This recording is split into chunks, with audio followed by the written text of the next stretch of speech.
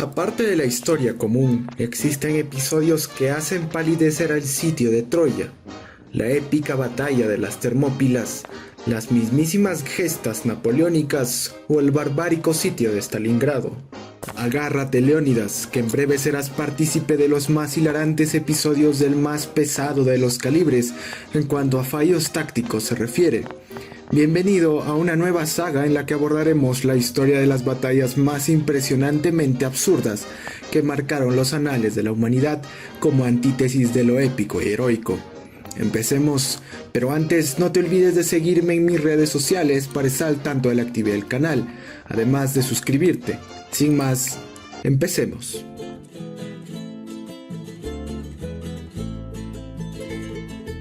A pesar de que han pasado más de 130 años desde el final del conflicto y la reconciliación entre países continúa avanzando, periódicamente el fantasma del enfrentamiento reaparece y es utilizado cada cierto tiempo cada vez que alguno de los tres países involucrados mete la pata, apelando a un sentimiento nacional barato que termina haciendo más daño que bien.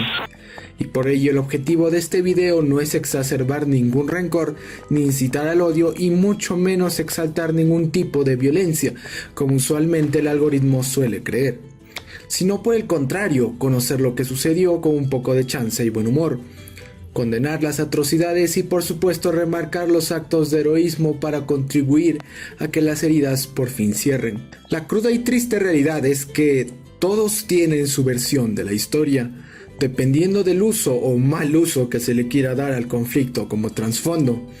Entonces no solo hablaríamos de tres versiones, sino de muchas más bifurcadas a lo largo del tiempo. Sin embargo, todos parecen pasar por alto un hecho innegable. No se trata de pensar en absoluto si al final del día, independientemente del bando, solamente hay personas inocentes atrapadas en medio de los intereses y una lluvia de proyectiles. El tema es lo suficientemente largo para hacer no uno, sino una serie de videos que lanzaré si este video alcanza el K de likes. Y ahora, aclarado todo esto para que el señor YouTube no se ponga algo sensible, entramos de lleno en el tema.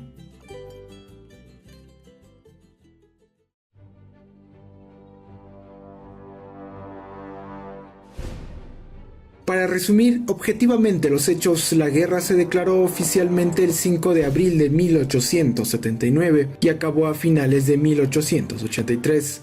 Chile declaró la guerra a Bolivia y Perú. A Bolivia se la declaró por violar una cláusula comercial de un tratado firmado en 1874, debido a que este genio boliviano de incalculable materia gris se le subió subir los impuestos a todas las acciones de la compañía salitrera y ferrocarriles de Antofagasta, una empresa chilena que extraía eufemísticamente salitre de Antofagasta.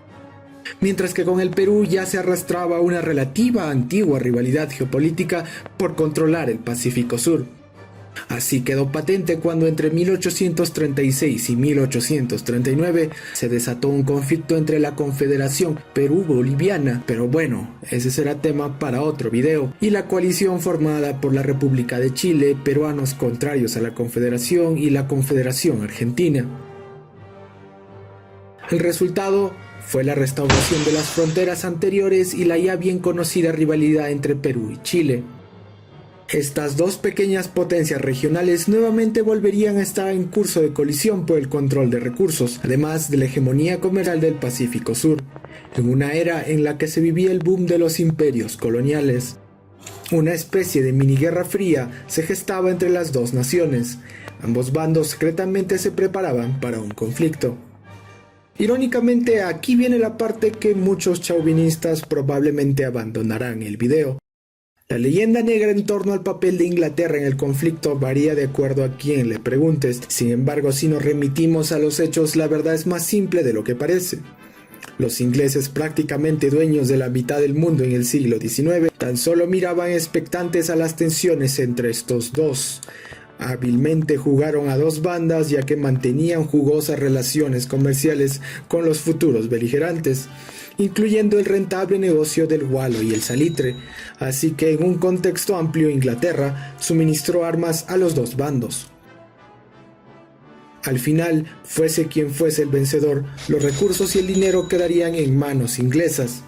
Este aspecto da que hablar para un futuro video, así que si llegamos a los 300 likes esperen ansiosamente.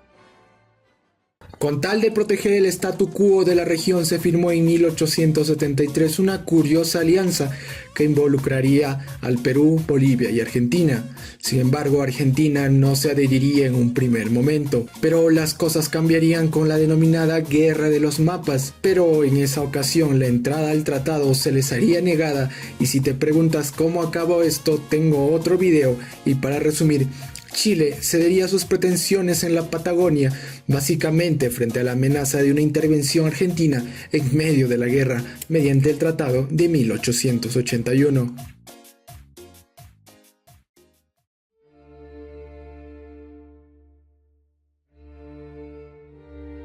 La campaña resultó ser un fracaso a todo nivel para los aliados.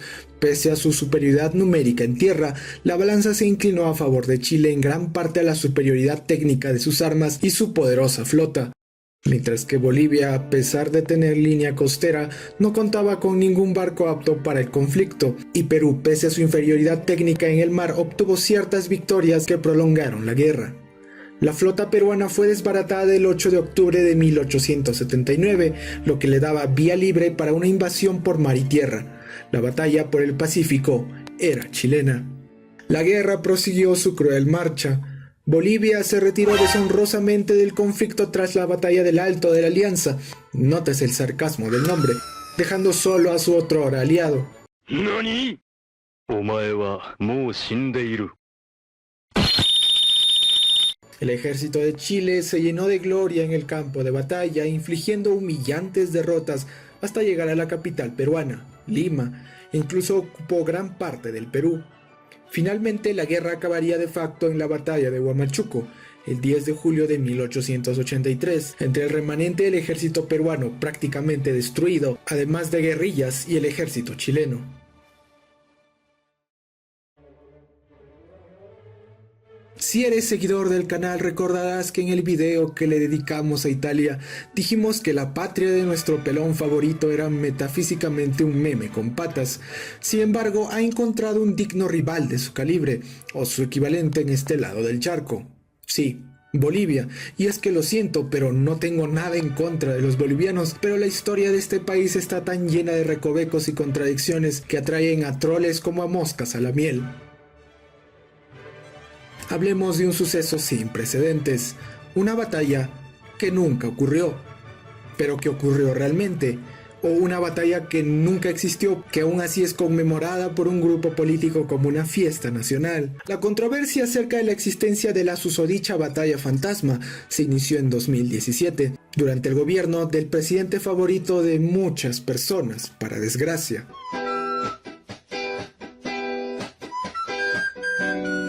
Cuando se publicó un supuesto diario perteneciente a un tal coronel Ezequiel Apodaca que menciona que el 12 de noviembre de 1879 se habría librado una presunta épica lucha en las llanuras del lugar conocido como Canchas Blancas, entre una fuerza de más de 1500 hombres que contaba además con caballería, artillería y lo último en armas para la época, y una pequeña y modesta fuerza de 500 efectivos de entre soldados y campesinos bolivianos armados como una turba enfurecida.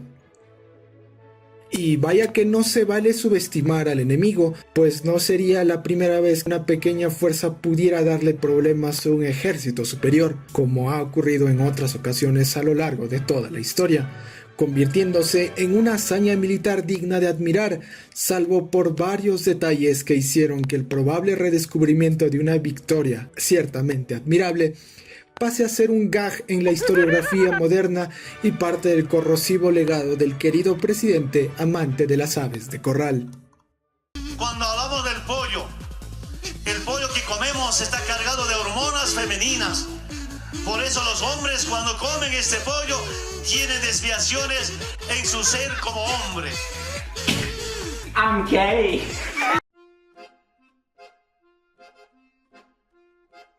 Aparentemente, el 12 de noviembre de 1879, una columna del ejército chileno se internaba en territorio boliviano, con objetivo desconocido, pero que según diferentes versiones se trataba de una fuerza de saboteadores de las líneas de suministro procedentes de Argentina, de acuerdo con otros, una fuerza de ocupación para la ciudad minera de Potosí, e incluso según las versiones más tiradas de los pelos, una avanzada dedicada a atacar a la misma Argentina.